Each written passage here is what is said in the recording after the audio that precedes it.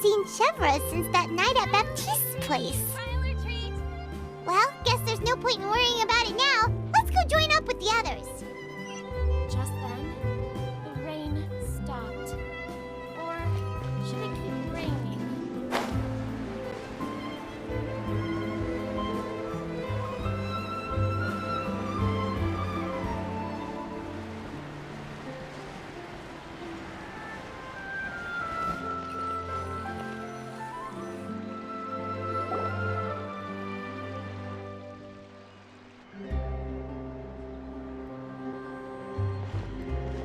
Good morning! Hayaka and I were just talking about you.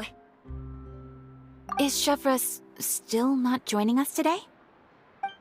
Probably not. We haven't seen her either. Huh? That's such a pity.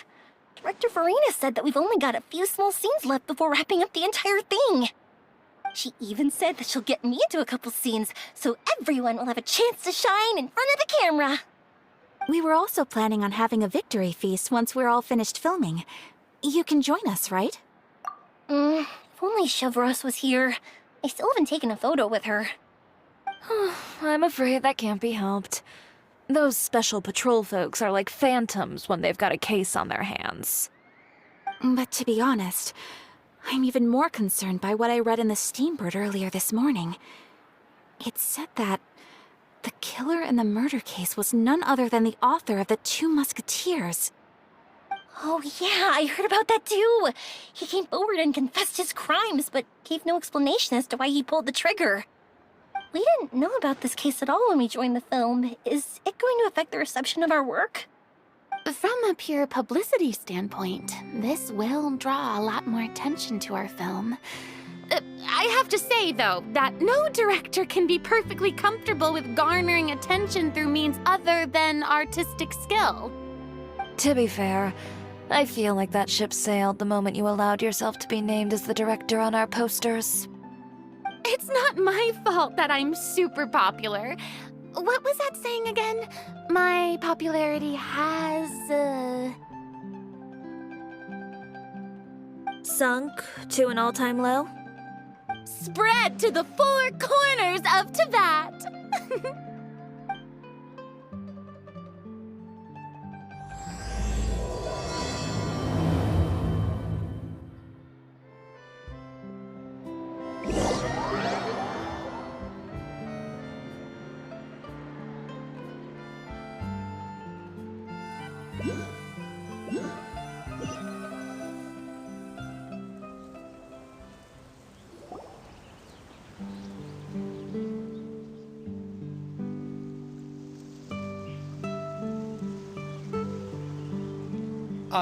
Excuse me, everyone.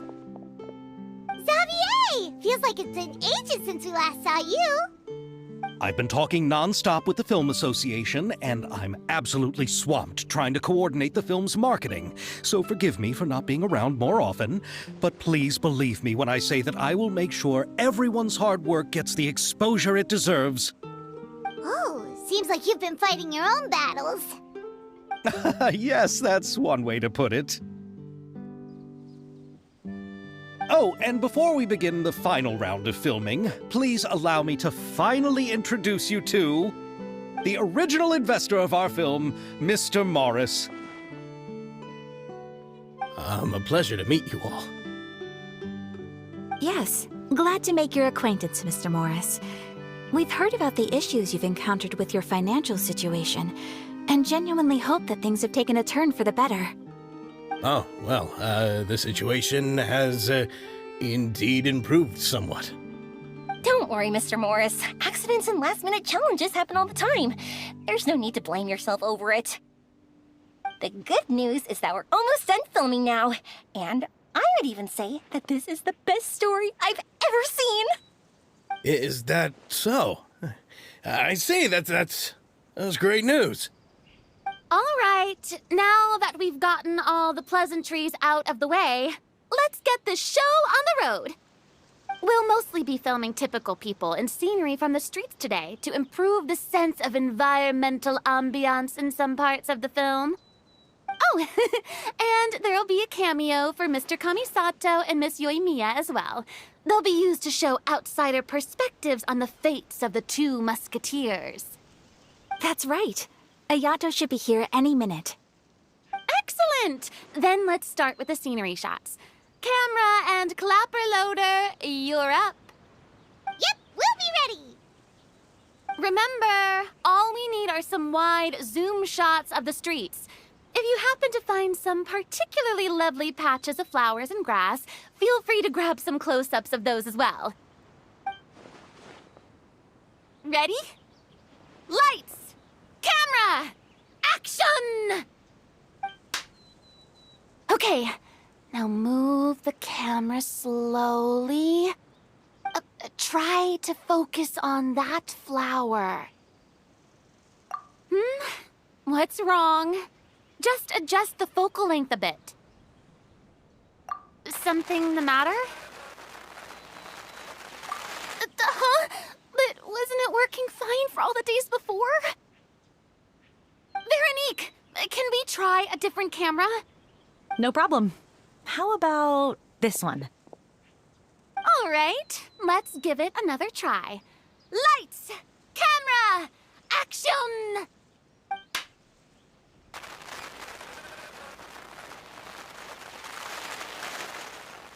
Don't tell me.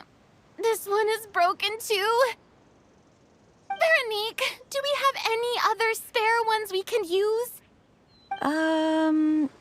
I'm afraid we only brought these two today. What?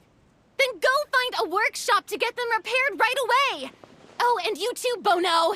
Go find our spare camera in the warehouse and bring it back to the set. On it. Greetings, everyone. My apologies for the delay. Is something the matter, Ayaka?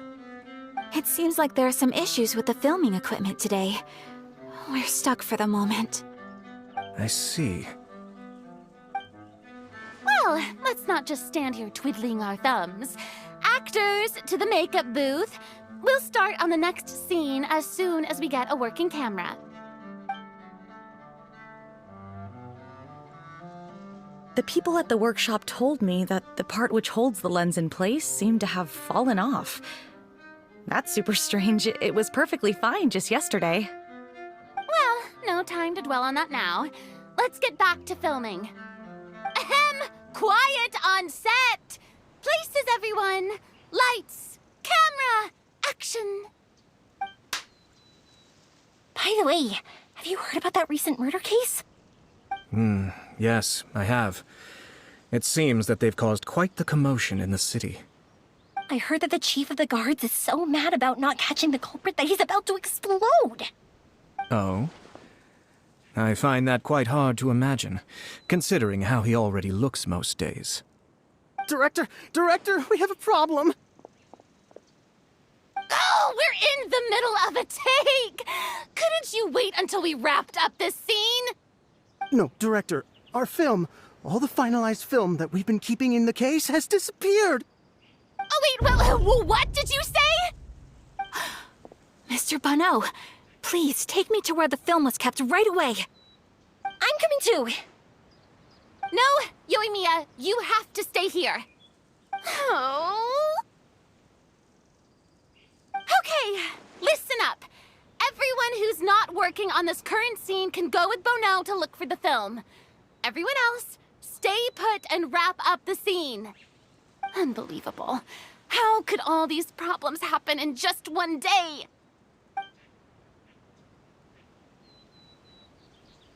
We're back. How did it go? Did you find the film? We found it in the sewers. Huh? In the sewers? Is the film still okay? We discovered it just in time, so we should still be able to salvage it. The others are checking now to see if we lost any specific scenes. You scared me for a moment there. I nearly thought we had lost everything. I really don't want to experience that feeling of despair again. Okay, but who could have stolen the film and dumped it there? Could it be some competitors working on other films? But if they wanted to harass us, why wait until the last day? Okay, we don't have time to really look into it right now. Let's strike while the iron is still hot and wrap this thing up once and for all. Yeah, let's finish it.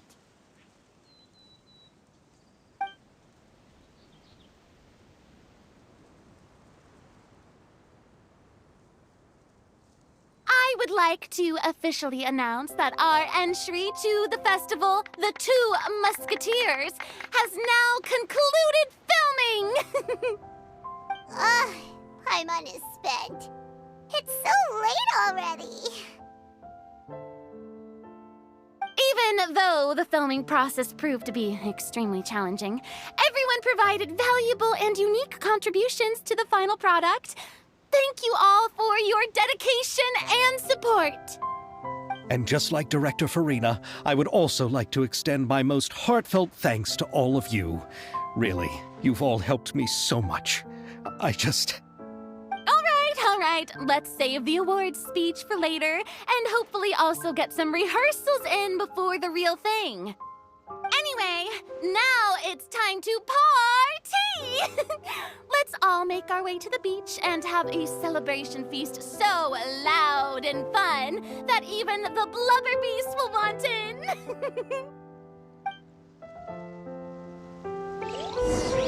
Party, party! Paimon wants to party!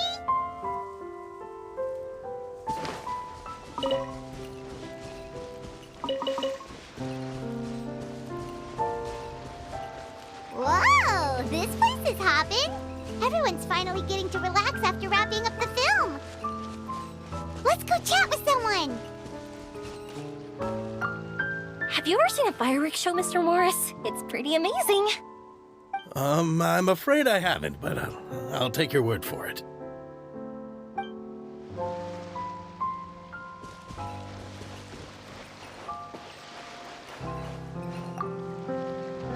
This is turning out to be quite the party. Hey,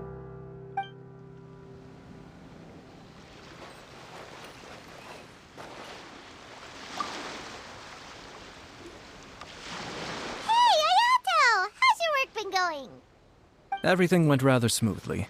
Thank you for your concern. Ayato told me that we've already confirmed the dates for some Inazuma Fontaine cultural exchange events. So the next time we visit, we'll be doing so in our capacities as the representatives of the Yashiro Commission. Oh, that's great! Then maybe Paimon will be able to find Fontaine detective novels in Inazuma from now on! Oh, wait. Wouldn't Yae Miko get upset if that happens?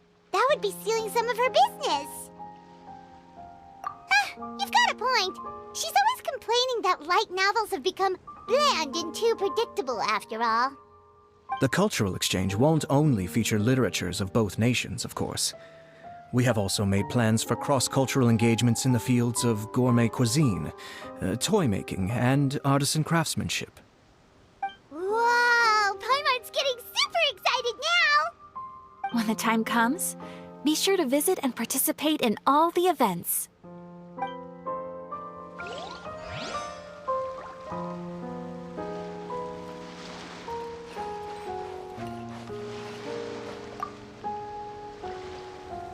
I was thinking, if this film turns out to be a success, could I ask the two of you to stay and be a part of my crew? Of course, I'll definitely increase the pay for next time. I'd be more than happy to, Mr. Xavier. Thank you for the offer, Mr. Xavier. But I've made some plans to go on a journey to the other nations once the festival is over. Is that so? Well, then in that case, bon voyage, Miss Veronique. Please feel free to get in touch once you've returned to Fontaine.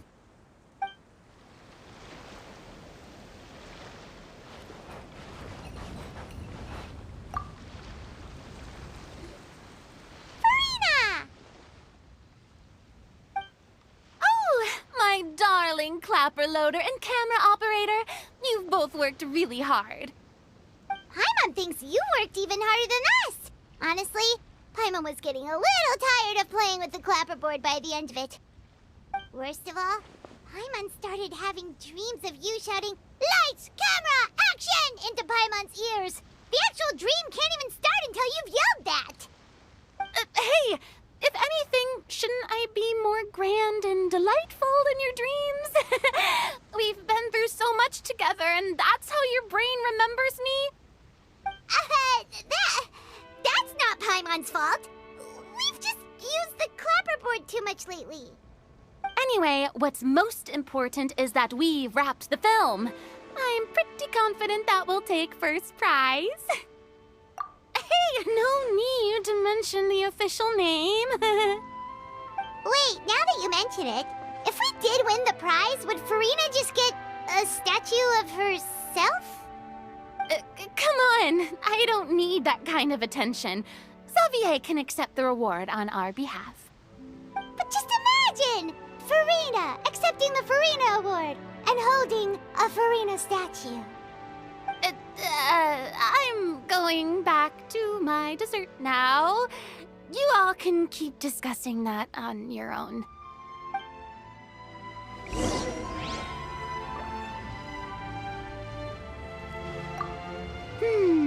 What kind of dessert should I try next?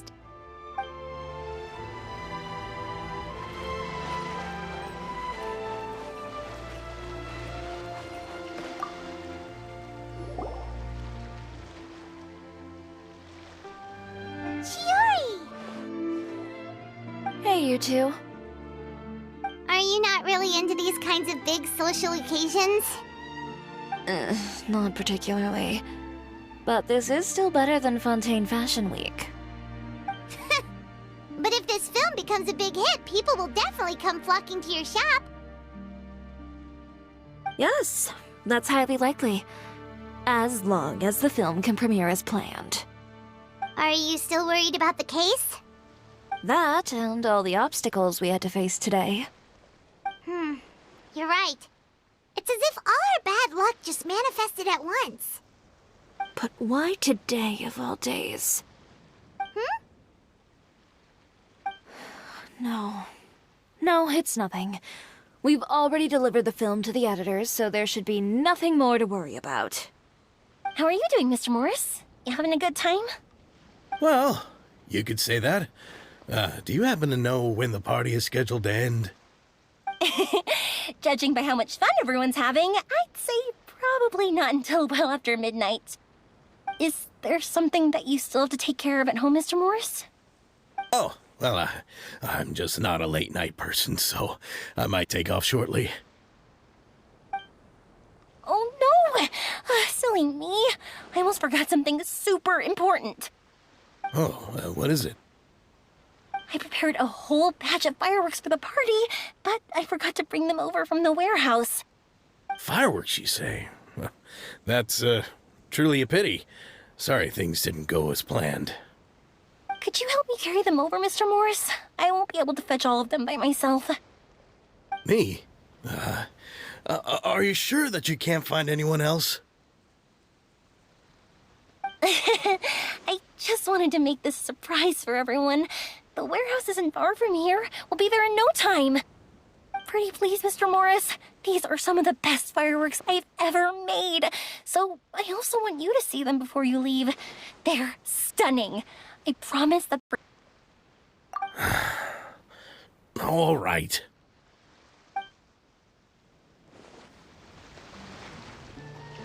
The warehouse is right over here.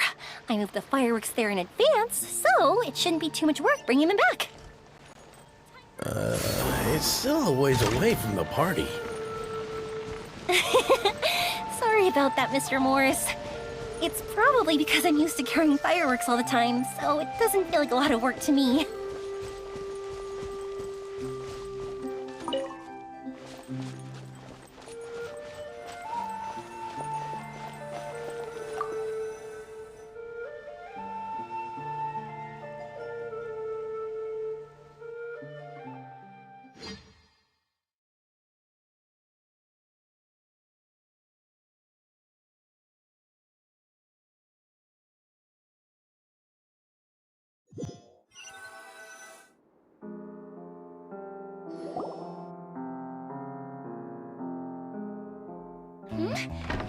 in here?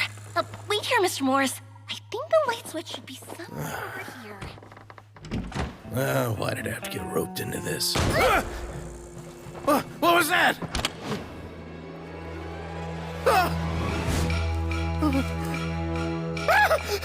Who's there? Get me out! Get me out of here! Did you really think you'd get away, Morris?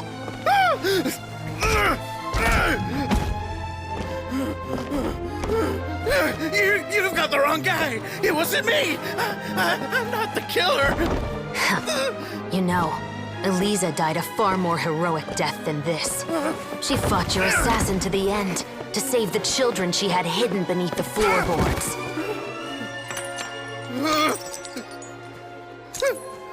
That is Eliza's pendant.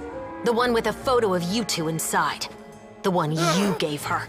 Ring any bells? It's a fake! It has to be! There's no way! No way your assassin didn't destroy it, you mean?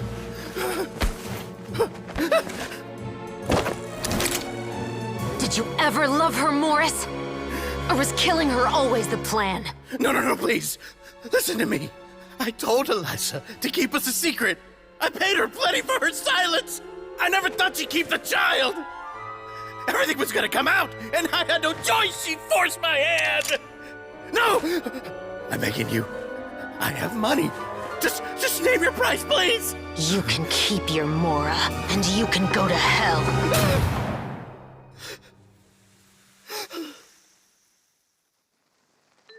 I'm Captain Shovraz of the Special Patrol.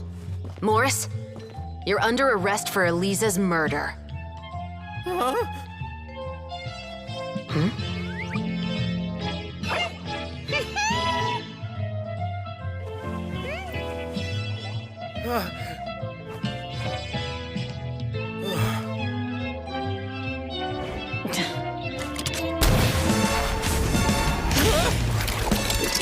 You're under arrest too, Prop Manager Veronique. Or perhaps I should call you the Second Musketeer.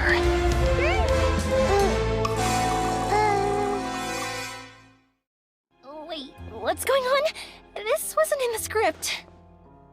Drop the gun, Veronique. Why? Why would you keep me from exacting revenge on this heartless monster? Drop your weapon. This is my final warning.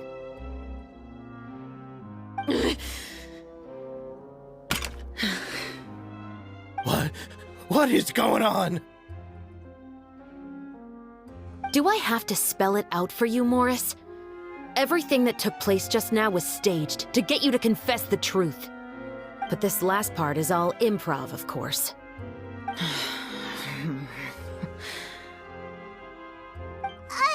Shovraz, you told us you wanted us to help you stage a play. You never said anything about the Second Musketeer. It's because even I had no way to confirm my theory until now. Thank you for your performance, Yoimiya. Could I trouble you to go and bring in the other Special Patrol members? They should be on standby just outside. Oh, and please tell the other cast members not to worry about us. We'll be rejoining them shortly. On it.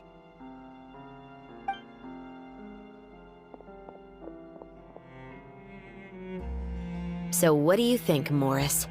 Care to talk about what happened 20 years ago?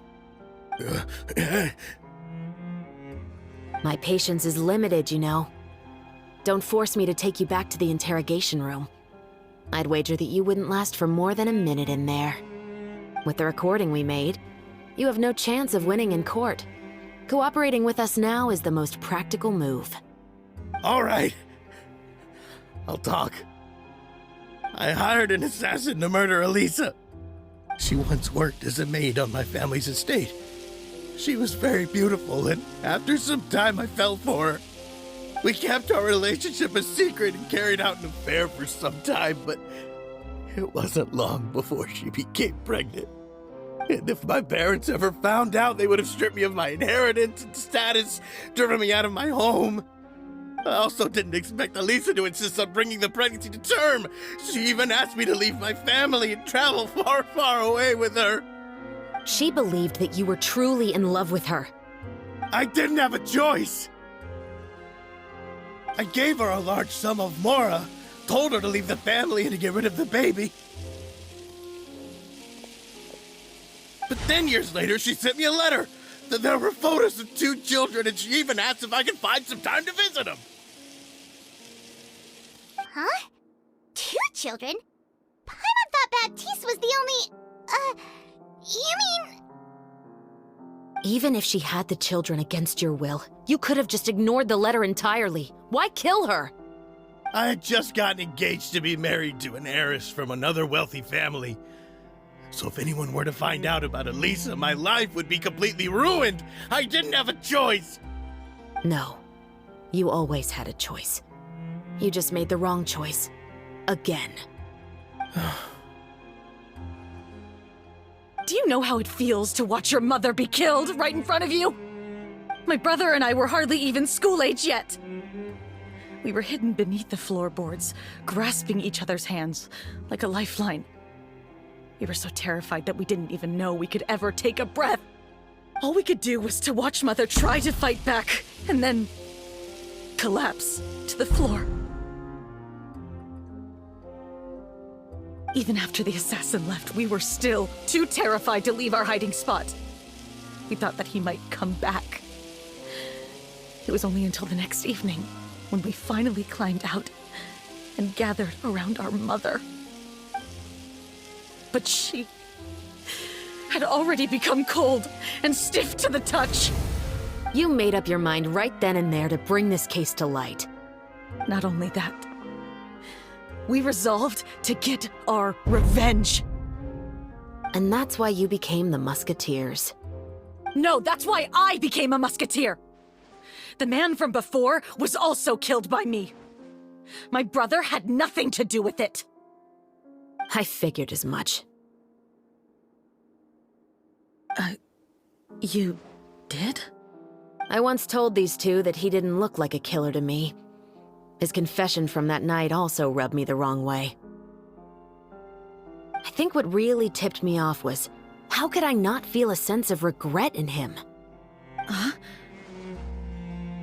He confessed faster than any criminal I've ever met, but he didn't say a single word about you. He insisted that he was the sole perpetrator in the case. But after the questioning ended, I disassembled the musket we dug up from his backyard, put it in front of him, and told him to reassemble it. Wanna guess how far he got? He had no idea where to even start. He's never touched a gun in his life. Based on that, I determined that he was not acting alone. He only surrendered himself to draw our attention and create a moment of opportunity for his partner. So, I decided to play along. And as expected, the second musketeer followed us without hesitation once she saw Morris get separated from the rest of the cast. Besides, why else would he call the novel The Two Musketeers? But how did you know it was Veronique? I figured it out the moment Baptiste told me his father's name. That so-called financial crisis was all just a ruse. He just wanted to sign up as the investor and then leave the film without any source of funding. After all, he has a vested interest in minimizing the reach of this story. It's really just the same thing as what he did to Elisa all those years ago. Human scum. But then Xavier pulled out all the stops and got the film made against all odds. Morris couldn't have that. With the killer in custody, he figured it was safe to act. And so he came to visit the set today, just as I expected. Wait, so you were behind all those mishaps today?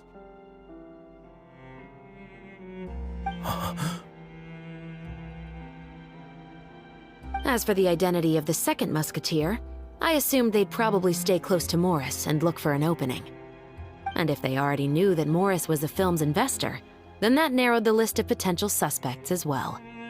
Furthermore, being the props manager would allow the culprit to avoid scrutiny by purchasing mechanical parts in the name of the crew. With that hypothesis in mind, I went back to check Baptiste's orphanage adoption records. Guess whose name I saw on the same page, just a few lines from his. My brother. He trusted you. As in, he trusted me to perform the deed on his behalf? He trusted you to stand on the side of justice. I am. I thought you could do it as well. Oh, the look on your face when you told him to go to hell. I really thought you'd put a bullet in his brain. You know what he has done.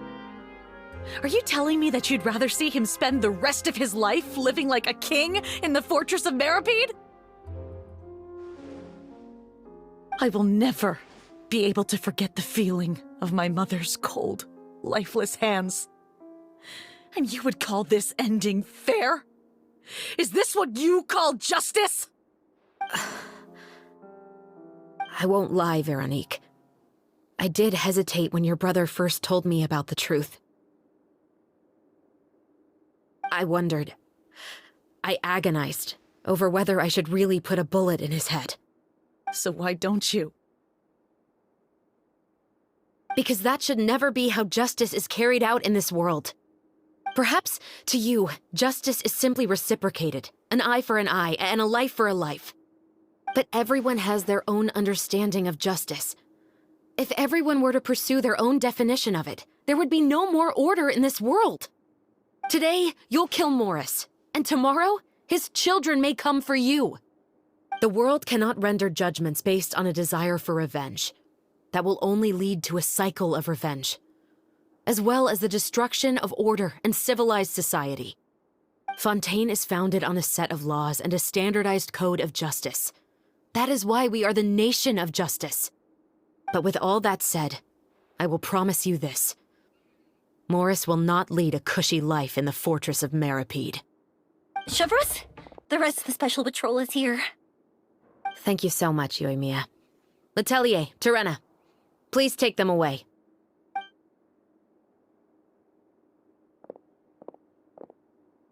I still can't agree with your reasoning. I know.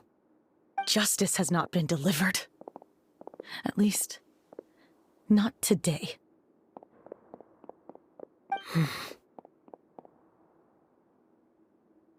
Chevreuse.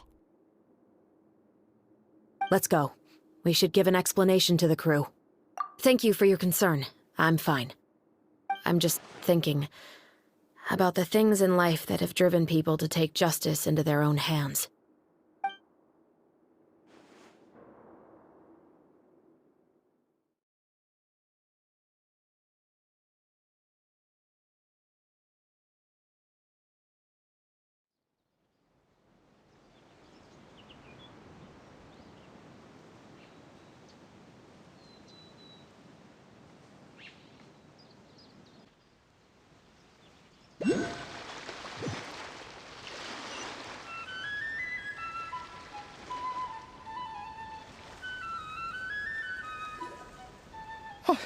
Who would have thought Morris would turn out to be...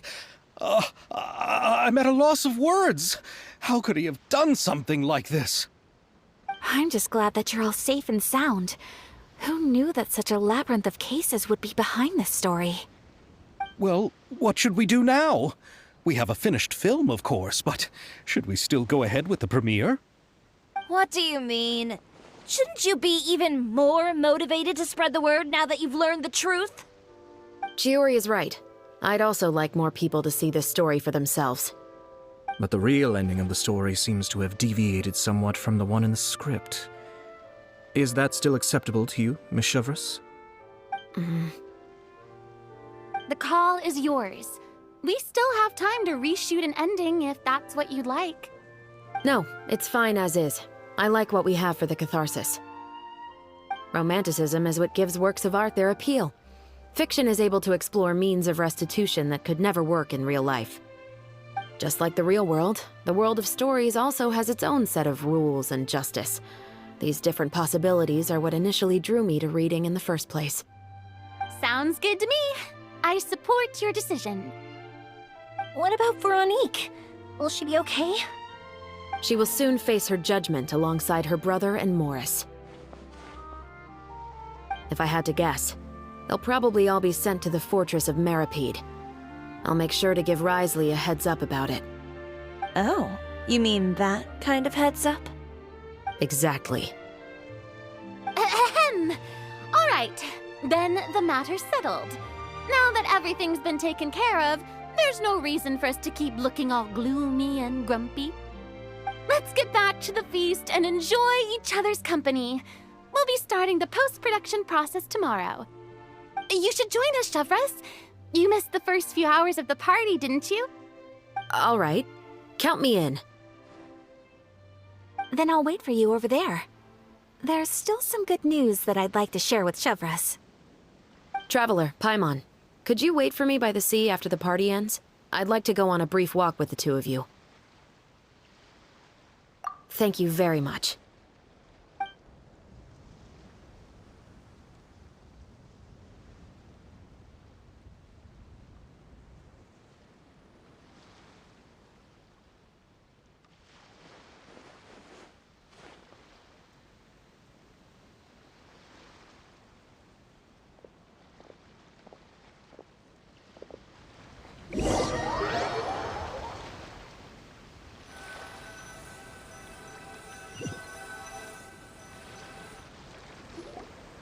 Sorry for the wait.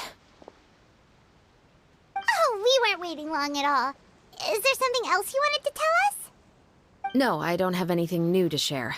I just felt that since you were my investigation partners, I should have another conversation with the two of you.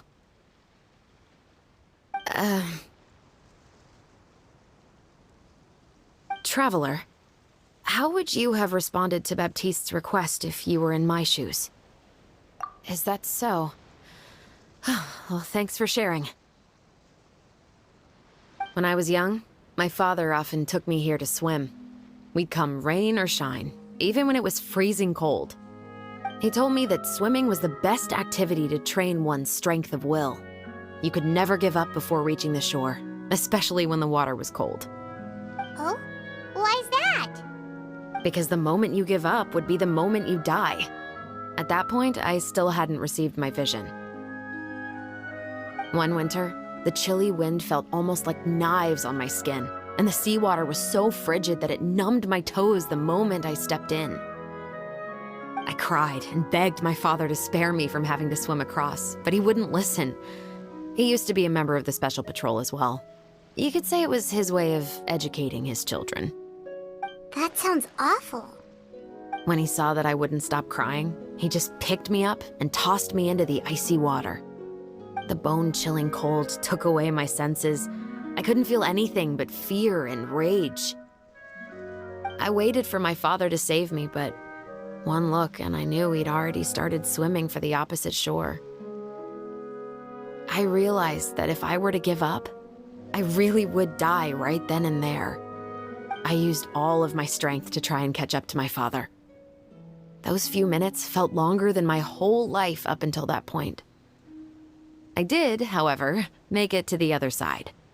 I've never felt afraid about anything in my life after that, nor have I ever cried again. That way of teaching would have never worked on Paimon. Yeah, I don't think that was the right method for anyone. It's just that, working now as I am in the pursuit of justice, I still sometimes feel like I've been tossed into that winter sea all over again. The anger and the helplessness. Chevres. But the worse I feel, the more I know to never give up. The alternative would be to forever lose myself among the waves. Anyway, how about a race? Neither of us will drown, but we can still see who swims faster. You guys go ahead! Paimon will grab the clapperboard to mark the start of the race.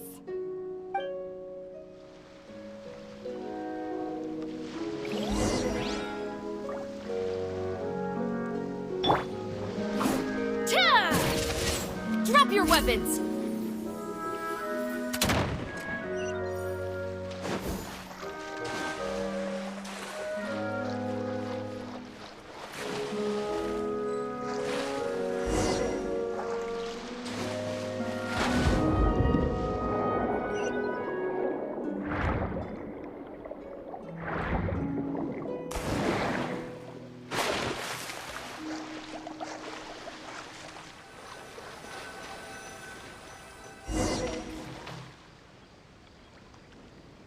Whoa, that felt good.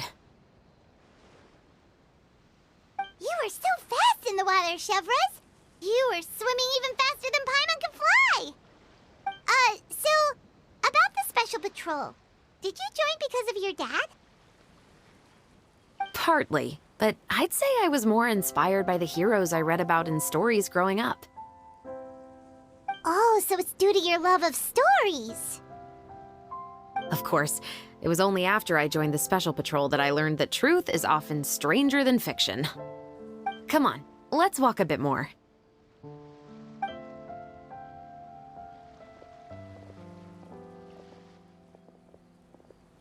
To be honest, I do sometimes question whether the decisions I make are the right ones. But I know that no matter what, I must keep swimming. Because the only thing I've got my eyes on is the shore in the distance.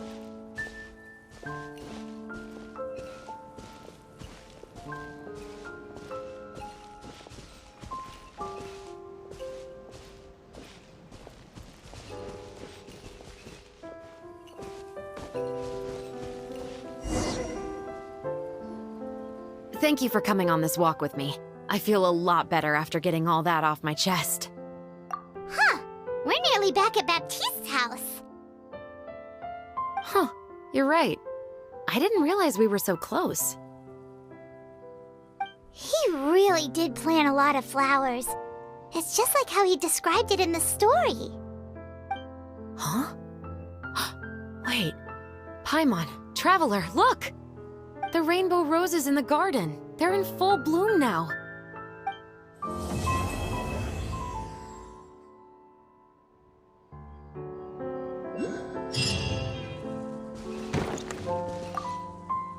Even though it's a bit late, I must thank you for investigating this case with me. Not on behalf of the Special Patrol this time. It's a personal expression of gratitude from yours truly. Oh, you want to hear more about my father? To be honest, I didn't spend that much time with him. He was always busy with his Special Patrol, so he would often return home really late at night. Some nights, he didn't come home at all. Once, he didn't come home for a long time, maybe a whole week or so. When I went out to buy food, I learned that he had become a criminal, and by extension, that made me a criminal's daughter. But we can talk about that another day. I actually have a lot of sympathy for Veronique and Baptiste. I can understand the hatred they feel for their father. But that doesn't mean I'll allow them to walk the path of evil, even if it might lead to another sense of justice. Films are different from the real world. They're a form of art and represent the wishes in people's hearts. I adore the two Musketeers, and I'm very happy to have had the opportunity to act the role as one. I can't wait to catch the film when it premieres in the Opera House. I'm looking forward to seeing the audience's reaction to the climactic ending. Thank you for looking out for me. I'll see you at the award ceremony. I'd be very surprised if we don't win.